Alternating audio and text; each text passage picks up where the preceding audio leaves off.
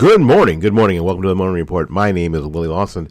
The Morning Report is a production of Fightback Media, fightbackmedia.com, fightbackmedia.com, fightbackmedia.com. It is going to be available on fightbackmediatv.com, fightbackmediatv.com, fightbackmediatv.com. As soon as I get it edited, as soon as I get it up there. I hope that you are well today. It is a lovely day in West Central Florida today. It rained last night. So it means my backyard is turning into Jumanji again. Gee whiz. It's really an ongoing battle here in this part of the world. You know, there's two schools of thought on that. Is that you mow it every other day, or you just wait till it gets really bad, and then you get somebody else to come in there with machetes and weed whackers and napalm and just get rid of it all. That's really, those are the two schools of thought. I think I'm really leaning towards the second option. Go on vacation and come back and have it all done for you when you get back. That's really what I'm looking towards. And I think that's what's probably going to happen too. Alrighty.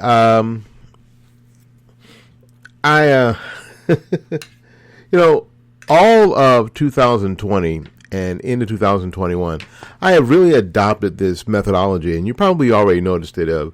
Maybe I won't comment on something right away. A lot of people, in this space will run to the computer, will run to their Zoom, and try to comment on something right away.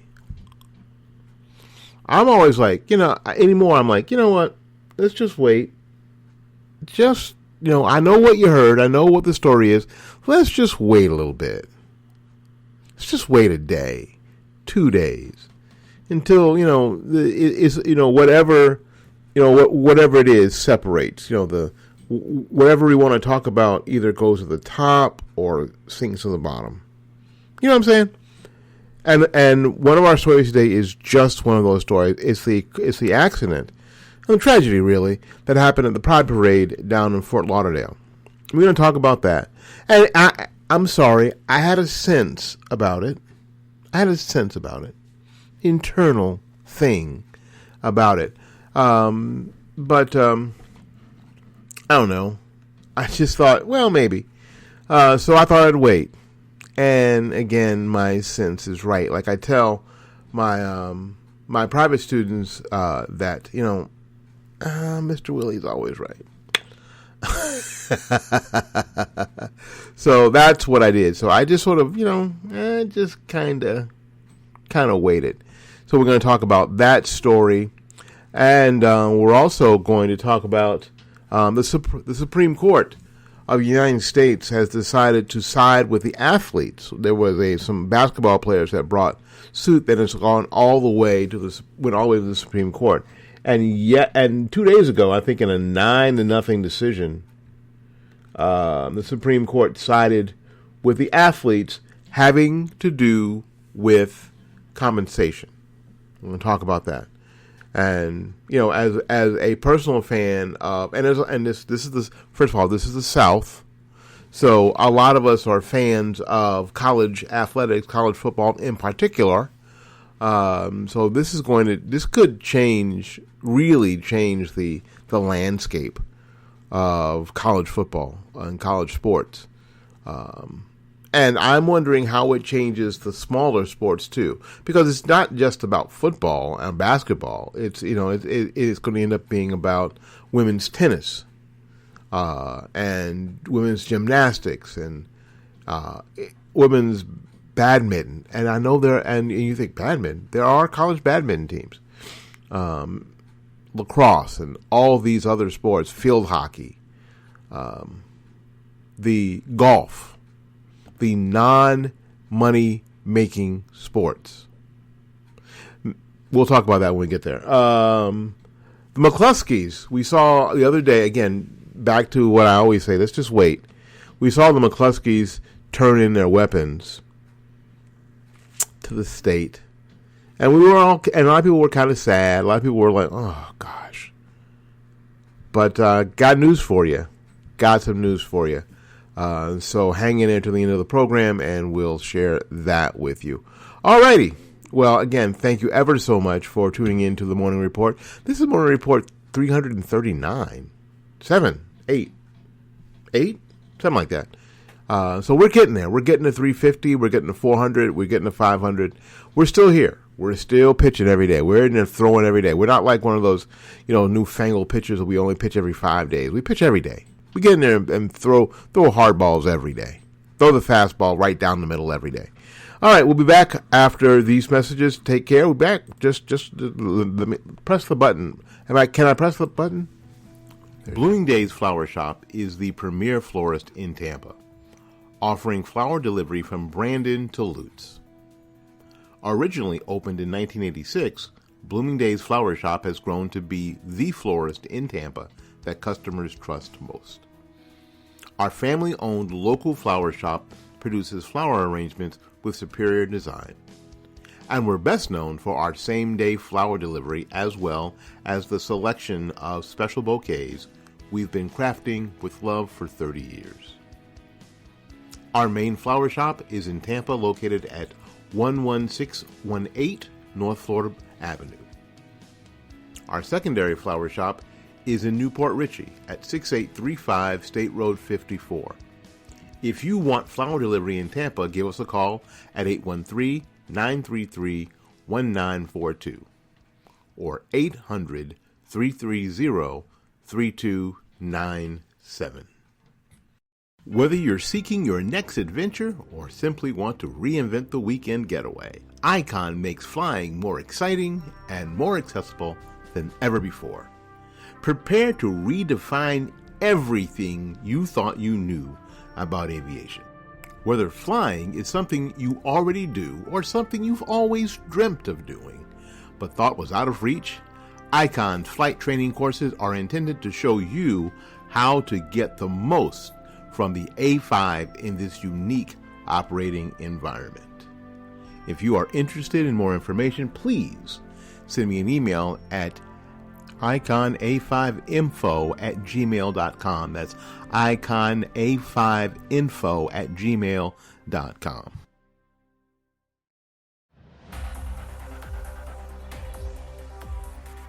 SwansonReport.net. The SwansonReport.net. The SwansonReport.net. A website that is dipped in truth and rolled in cogent conservative thought. Ready to challenge the mainstream media narrative with ease and aplomb. The SwansonReport.net. The SwansonReport.net.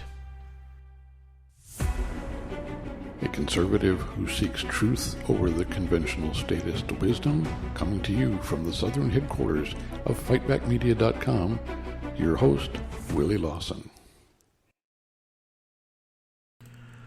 All righty, welcome back to the program. We appreciate you being here. I've been doing this for a while, especially, in the age of Trump. Doing the campaign and doing everything else. Really, and maybe it cost us listeners, and maybe it cost us viewers at some point, because everybody else seemed to be ahead of us. But you know what? Again, I am of the mind I'd rather be right than first.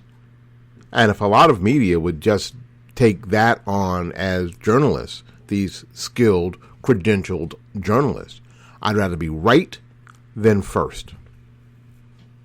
It would cost them some money in the beginning, but they'd have the benefit of, being right. And I'd rather be right than first every day of the week. So I sort of waited, wait. Trump said something crazy. They're spying on him. Wait. Oh, crap, they're spying on him. Right? So this story of the other day, this horrible story about the Pride Parade in Fort Lauderdale, I believe it was. Fort Lauderdale. And apparently there was a truck that crashed through the crowd and killed 2 people and injured some folks in one of the Pride Parades. And it's horrible. When this kind of stuff happens, nobody wants to see anybody get hurt. Nobody definitely doesn't want to see anybody get killed. It's terrible. But sometimes agenda makes people look stupid, and it exposes them. The mayor of Fort Lauderdale had to try to explain away his irresponsible comments moments after a car crash into a parade, after a pride parade, killing one and injuring others Saturday. Dan Trentalis, who was in attendance when the incident occurred, told WPLG shortly after the crash it was a terrorist attack. Oh, my God, help me. Even going as far as saying the driver was targeting someone. Now, he didn't have any evidence of that. Now, that might be something that you would say if you were Joe Blow's citizen. That might be something that you got away to saying, they got away with saying to a friend or to somebody else. But you're the mayor. You're an elected official. You're a trusted, quote, air quotes, official. You don't get the liberty, the advantage of just saying wild, off-the-cuff sort of craziness that that you don't have any idea if it's true. This is a terrorist attack against the LGBT community. This is exactly what it is. Hardly an accident. It was deliberate. It was premeditated. Premeditated? And it was targeted against a specific person. So, the police quickly determined that it was not a terrorist attack. In fact, it was an accident. The driver of the vehicle was part of the parade. The driver of the vehicle was part of the parade and had difficulty walking. From what I understand, he had a problem with his leg, and that's why he didn't walk in the parade. So he was riding in the truck or driving the truck. His foot slipped off the brake, got stuck behind the brake, and was lodged into the accelerator. Milton Manor's Mayor Scott Newton said, according to Local 10. Not a terrorist attack. Not an attack on the LGBTQ plus community. Not. An accident. A horrific accident by an attendee in the parade. And we heard the blue checkers, we saw the blue checkers on Twitter yesterday, just on Sunday and yesterday, just go bananas. This has to do with DeSantis. This is a Trump thing, on and on and on, in a ridiculous, outrageous attack of agenda.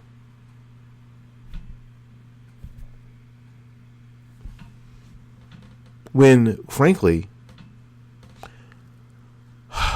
just an accident. Horrible accident. And I'm sure this person is devastated. Devastated. So instead of, all this attention going to the person that was killed and the people who were injured and the poor horrible person who caused it, who I'm sure could not feel worse.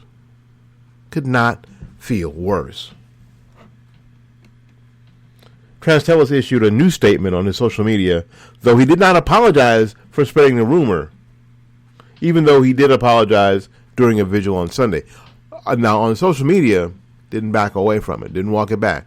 He did walk it back on a vigil on Sunday. This is what he said on social media. I was an eyewitness to the horrifying events. It terrorized me and all around.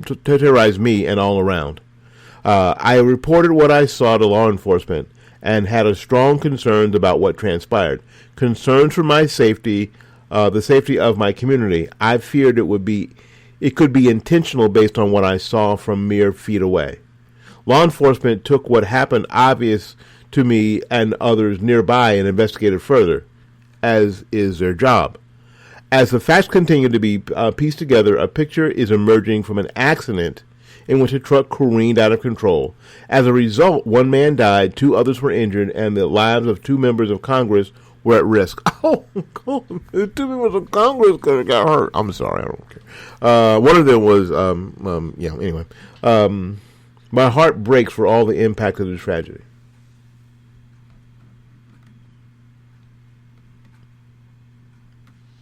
Yeah. It is, like we've said here on the Morning Report and Fight Back Media forever. Some of the people on the left can't wait to hop up on the dead bodies to push an agenda. They can't wait. The bodies are still at the scene. We saw this at Sandy Hook. We've seen this. We saw it at Las Vegas. We see it all the time. That the left will climb up on the bodies of dead people who are still at the scene before even families are notified about their loved ones to push an agenda.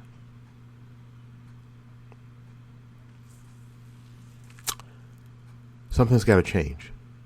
Something has got to change. That's all there is to it. All right, we're going to take a little break. We'll be back with more of the Morning Report right after these messages.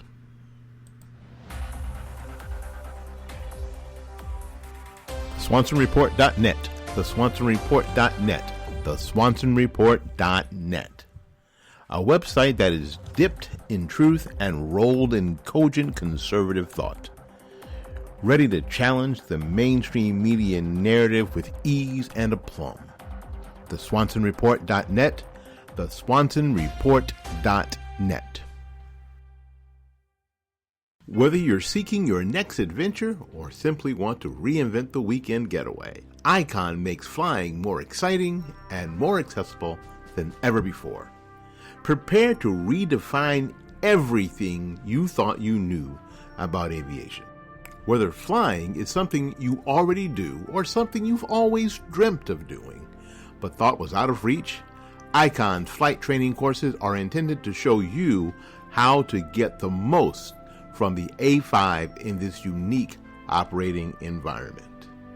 If you are interested in more information, please send me an email at iconA5info@gmail.com. That's iconA5info@gmail.com. Blooming Days Flower Shop is the premier florist in Tampa, offering flower delivery from Brandon to Lutz. Originally opened in 1986, Blooming Days Flower Shop has grown to be the florist in Tampa that customers trust most. Our family-owned local flower shop produces flower arrangements with superior design. And we're best known for our same-day flower delivery as well as the selection of special bouquets we've been crafting with love for 30 years. Our main flower shop is in Tampa, located at 11618 North Florida Avenue.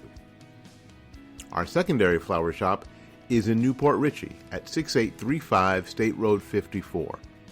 If you want flower delivery in Tampa, give us a call at 813-933-1942 or 800-330-3297. A conservative who seeks truth over the conventional statist wisdom, coming to you from the southern headquarters of FightbackMedia.com, your host, Willie Lawson. All right. Again, thank you ever so much for spending some time with me. We appreciate it. We do appreciate it. If you hadn't heard, the Fightback Media TV is up and rolling at Fightback Media TV. The mouth, let me get some water. The mouth doesn't seem to be working very well this morning. Oh, for those of you who are asking, my feet, my right foot is getting better, but now my left ankle, right on the ankle bone on the inside, is hurting. But I'm going to power through it.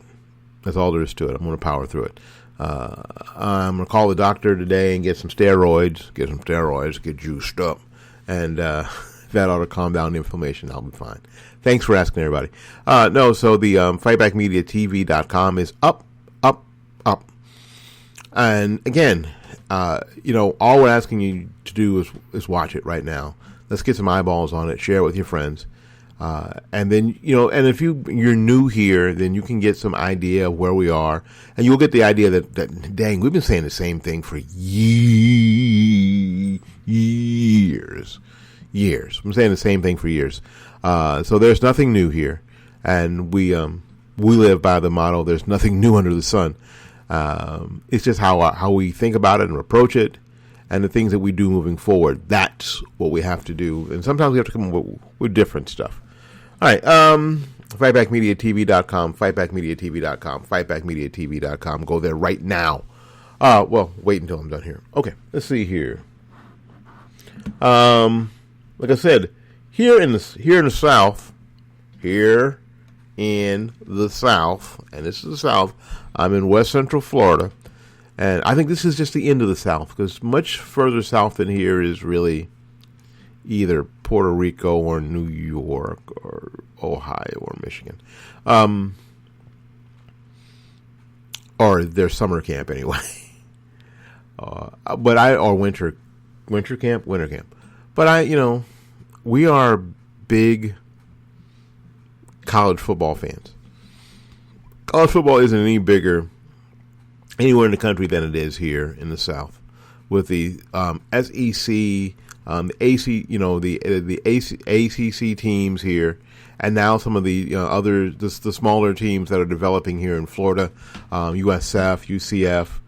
You've heard of FIU in basketball, of course, Miami in the ACC, Florida State in the ACC, Florida, Alabama, Georgia, LSU, Kentucky in basketball, Duke in basketball. College football and college basketball is huge here, in this part of my part of the world. So this is a very interesting ruling by the Supreme Court of the United States, ruled unanimously 9-0 against the NCAA, and with college athletes in the decision released Monday. The court's decision allows college athletes to receive educated-related payments. I don't know what that is. And benefits, invalidating the NCAA's amateurism statute. Justice Kavanaugh also had harsh words for the NCAA's resistance to pay student athletes. Here's what Kavanaugh says. The NCAA has long restricted the compensation and benefits that student athletes may receive. And with surprising success, the NCAA has long shielded its compensation rules from ordinary antitrust scrutiny, Kavanaugh wrote in the concurring opinion. In my view, that argument is circular and unpersuasive.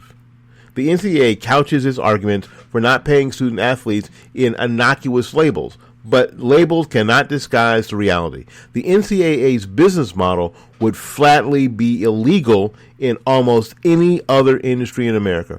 All the restaurants in the regions cannot come together to cut cooks' wages on the theory that customers prefer to eat food from low-paid cooks. Law firms cannot conspire to cabin lawyers' salaries in the name of providing legal services out of a love of law. Hospitals cannot agree to cap nurses' income in order to create a purer form of helping the sick. News organizations cannot join forces to curtail pay to reporters to preserve a, quote, tradition, end quote, of public-minded journalism. Movie studios cannot collude to slash benefits to camera crews to kindle a spirit of amateurism in Hollywood. The court decision maintains that the NCAA is not above the law.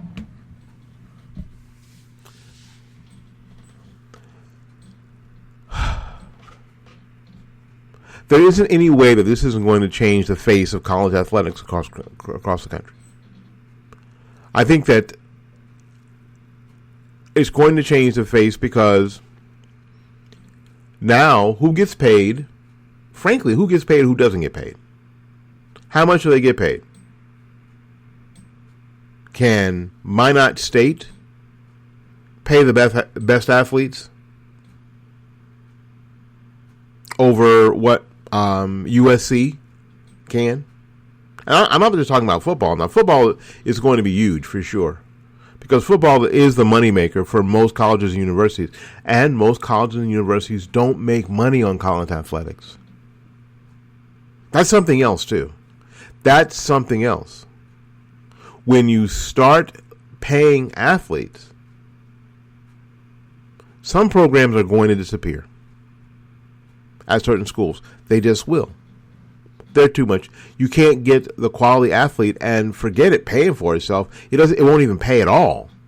It'll become a bigger negative on the balance sheet, because now the balance sheet at colleges and universities will be the most important thing. Golf.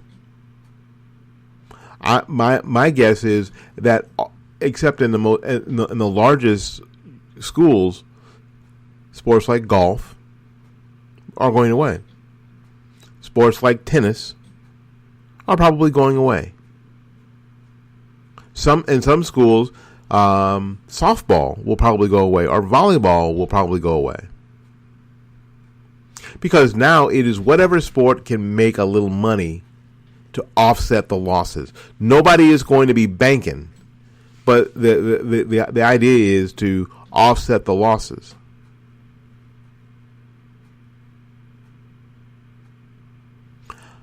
I understand. The NCAA has gotten to be this socialist, damn near communist, greedy organization that has benefited from student athletes, while, again, not telling folks what these students are actually getting or have the opportunity to get. A scholarship athlete at a place like Notre Dame is receiving really hundreds of thousands of dollars in opportunity in education, tuition, housing, food. A lot. Sitting next to their classmate whose parents are writing that check. I think that a lot of times it bothers us because we think that people are getting away with something. Now, there are also students at Notre Dame who have academic scholarships. They're probably not getting housing and food, but they are getting a benefit because of a skill that they can do. Now we're just talking about how important we think that skill is, aren't we? So now this discussion is dunking a basketball on the same par as some academic ability. And that's what we're talking about. Which is why in some schools these programs are going to go away. You know, here, not far from where I'm sitting right now, is the University of South Florida. The University of South Florida, when it was founded, basically was founded with a bunch of people who did not want intercollegiate athletics at their school, and for a long time had that. And then they finally, I guess, gave in to basketball, and were fairly successful. But it was a long time before they gave in to college football. I think there was baseball, and then eventually college football, which is their last foray into intercollegiate sports, because they thought, and kind of correctly, that it would dominate the college experience, that it would be more important to the academic than the academic experience, which was they were trying to make ascendant, and that's understandable, because in a lot of places it is. Because when I say the University of Alabama, the last thing you think about is how good their science department is. That's the last thing you think about. When I say USC Notre Dame, you don't think about, those humanities departments are great. You don't. Most people connect it to some sort of college athletics because college athletics is the business card again and again, you can see when these programs end up on TV every Saturday, and especially they end up in the championship games, they end up, on Monday nights in January. And the news media is saying these names of these schools over and over again. Alabama, LSU, USC, Notre Dame, Stanford. Now, Stanford's a really good school. Stanford. Crazy band. Crazy student-run band, but, good, really good school.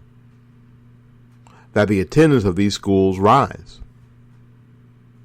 They do. Interest in these schools rise because these programs are business cards.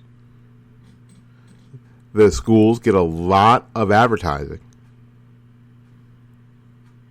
And when they get a lot of advertising, the interest in those schools rises, their attendance goes up, everybody makes a little bit more money, and the people who don't make any extra money outside of their scholarships, their food, or their housing, or of course the athletes.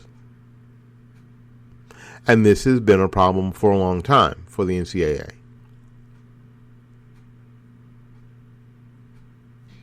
Even so much that, and this is really the problem, I think this is one of the huge problems, that the college athletes do not have right to their own person, their own name, their own face.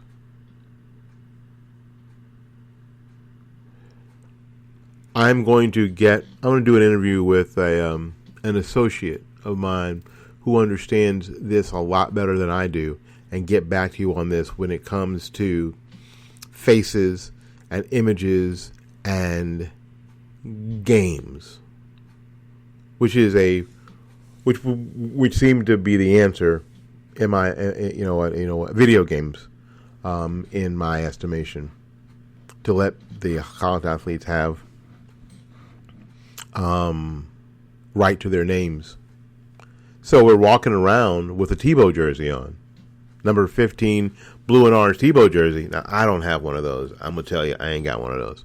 I do have a garnet and gold Charlie Ward jersey. I do. So we're walking around with that. I walk around with Charlie Ward on our back, and a garnet and gold Florida State jersey, or a blue and orange Tebow jersey. And Tim Tebow nor Charlie Ward are getting a nickel of that money. That seemed like something that the NCAA should have worked out. They should have worked out. And there would have been a market solution. Now, the top-down solution is going to be crushing, I think, for college athletics. In all sorts of ways that nobody intended. What do you think? Send us an email at fightbackmedia@gmail.com. Send us an email at fightbackmedia@gmail.com. Send us an email at fightbackmedia@gmail.com. Can't wait to hear what you think. Alrighty. Let's go ahead. Go to our friends, the McCloskeys. You're thinking, who? The McCloskeys? Sounds like a 50s sitcom. Dun, dun, dun, dun, dun, dun, dun. It's the McCloskeys. Dun, dun, dun, dun. Brought to you by Texaco. Mark and Patricia McCloskey, the St. Louis couple who came under fire last summer during one of the BLM protests. Remember, they had all those riots, and BLM broke into their gated neighborhood. Now, this gated neighborhood was different. Everything behind the gate was private. The roads, the sidewalks, there were no public streets, right? And so Pat and Mark were out on their front yard with their firearms.